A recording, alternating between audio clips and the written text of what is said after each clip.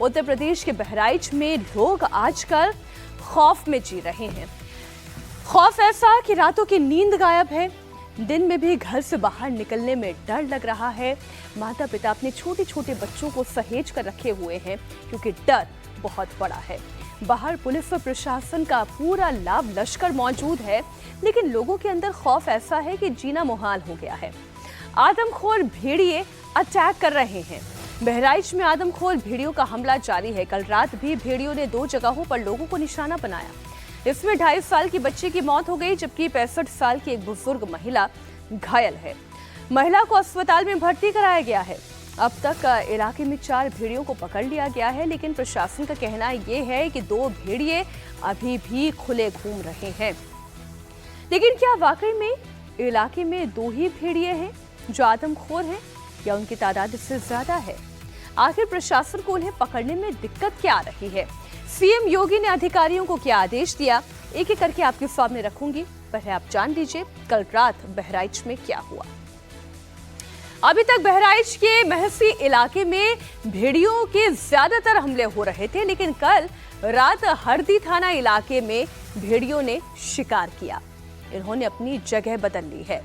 सुबह करीब 4 बजे भेड़िया गरेठी गुरुदत्त सिंह पुरवा गांव से एक घर में दाखिल हुआ। घर के अंदर एक 2.5 साल की छोटी बच्ची अंजलि अपनी मां के साथ सो रही थी। इस भेड़िए ने बच्ची पर झपट्टा मारा और जब तक कि लोग कुछ समझ पाते, कुछ रिएक्ट कर पाते, वो बच्ची को लेकर फरार हो गया। बच्ची को मां ने जब शोर मचाते हुए सुना तो बच्ची की तलाश में सब दौड़ पड़े। बाद में वन विभाग की टीम भी घर पर पहुंची और इसके बाद ड्रोन कैमरे से तलाश करने पर बच्ची का शव गांव से 1 किलोमीटर की दूरी पर पड़ा हुआ मिला। बच्ची की मौत से परिजनों में कोहराम है, दुख का माहौल है। हमारी बच्चा, हमारा सोना चले गया, हमारा हीरा चले गया, हमारे हाथे से हमारा करे फाड़ डाली ना, हमारे हाथे से छीन ले ना। कहाँ भाई भाई अपने बच्चा का, ये बच्चा ना पाई भाई, बच्चा चले गए। रात पूरी बैठ काटे डारी तरह है। आज महीना भर होगी, महीना भर पूरी रात का जागी तरह है। तो ये बात जो सोए गए 3 बजे भर है सवेरे, बच्चा को मैंने खोई दिया, उठा लेगा जानवर नहीं पावा अपने बच्चा कहाँ। ये दुख बहुत बड़ा है। वो ये कह रही हैं कि मैं रात भर अपने बच्चे की सुरक्षा करती रही, लेकिन 3 बजे मेरी आंख लग गई, मैं अपने बच्चे को नहीं बचा पाई। आदमखोर भेड़िए को पकड़ने के लिए वन विभाग की टीम लगी हुई है। लगातार हो रहे हमलों से लोगों को बचने के लिए अलर्ट भी किया जा रहा है, लेकिन कई बार लगता है जैसे ये नाकाफी है। बहराइच समेत उत्तर प्रदेश के कई जिलों में आदमखोर भेड़िया का जो आतंक है वो खत्म यानी कि रुकने का नाम नहीं ले रहा है। अगर 24 घंटे में बात किया जाए तो इसी बहराइच जिले में 24 घंटे में 3 वारदात सामने आई है। वन विभाग की जो कोशिश है वो लगातार यही है कि जल्द से जल्द आदमखोर भेड़िए को पकड़ लिया जाए, लेकिन फिलहाल अभी इसमें वन विभाग कामयाब नहीं हो पा रहा है। 4 भेड़ियों को तो पकड़ा गया है, लेकिन 2 भेड़िए अभी भी बाकी हैं।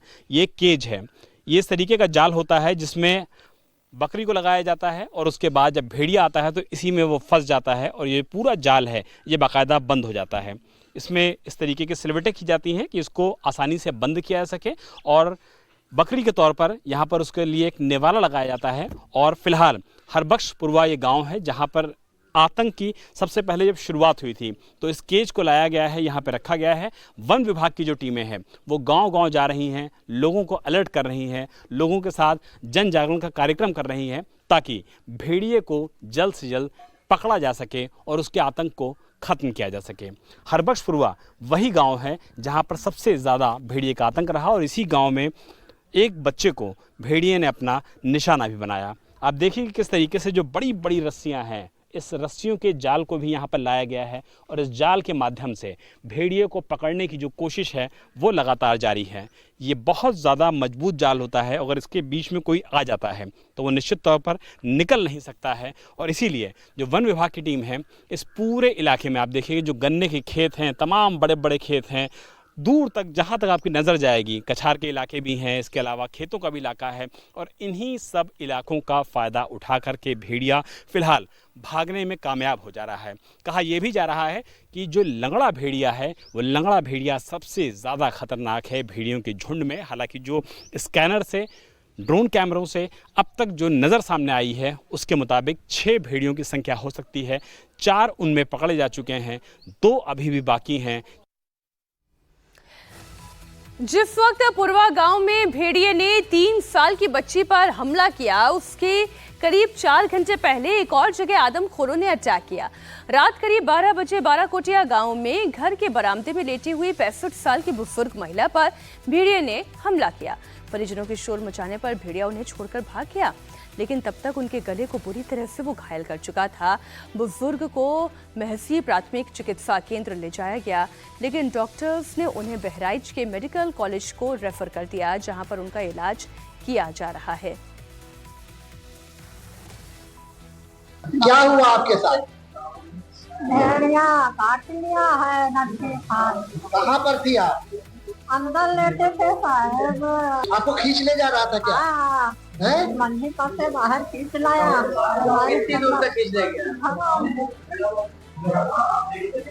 और किसने बचाया आपको? पड़ोस में रहा है सब। किसने इन पे हमला किया? कहाँ पर की है? ये जंगली भेड़िए ने आक्रमण किया। कहाँ पर थी ये? अपने घर में हाँ, तब कैसे? लेटी थी, वो दरवाजा थोड़ा ढीला दिखाई दे रहा था, वो उसमें झटका मारा, तब थोड़ा गड़बड़ देख करके झटका मारा। वो समझा कि ये खुला है और झटका मार तो थोड़ा नाजुक दरवाजा था, वो खुल गया और उसके अंदर वो घुस गया। उसको खींच लाया। कहाँ तक घसीट लाया? मतलब दरवाजे के किनारे से उसे घर में भी, घर के अंदर भी उसके काटा, और बाहर भी। जब वो छटपटाई चिल्लाए तब दौड़े लोग, हम भी दौड़े वहां पर। सवाल ये भी है कि आखिर बहराइच में ही भेड़ियों के हमले क्यों हो रहे हैं? इसके पीछे भी एक वजह है। दरअसल ये पूरा इलाका घाघरा नदी के किनारे का कछार है। यहाँ पर गन्ने के खेत बड़े हैं। यहाँ पर हमले के बाद भेड़िया आसानी से छिप जाता है। वाइल्ड लाइफ एक्सपर्ट का कहना यह है कि बरसात में आसपास के जंगलों में पानी भरने की वजह से भेड़िए सुरक्षित जगह की तलाश में यहाँ पर आ गए हैं। अब भोजन नहीं मिलने की वजह से वो इंसानों पर हमले कर रहे हैं।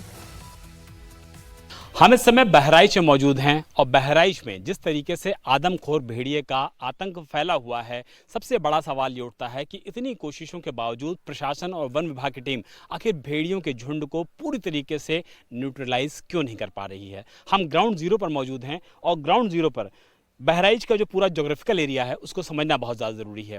ये दरअसल कछार का, तराई का इलाका है और यहाँ पे सबसे ज़्यादा जो खेती होती है वो गन्ने की खेती होती है। ये देखिए गन्ने के खेत में हम मौजूद हैं और अगर आप गन्ने की हाइट देखिए, गन्ने की हाइट आपको बड़े आराम से 7 फुट, 8 फुट, 9 फुट, यानी कि एक लंबी इंसान की जो हाइट होती है बहुत ज़्यादा, उससे भी ज़्यादा ये गन्ने होते हैं और 10-10 फुट तक के गन्ने होते हैं।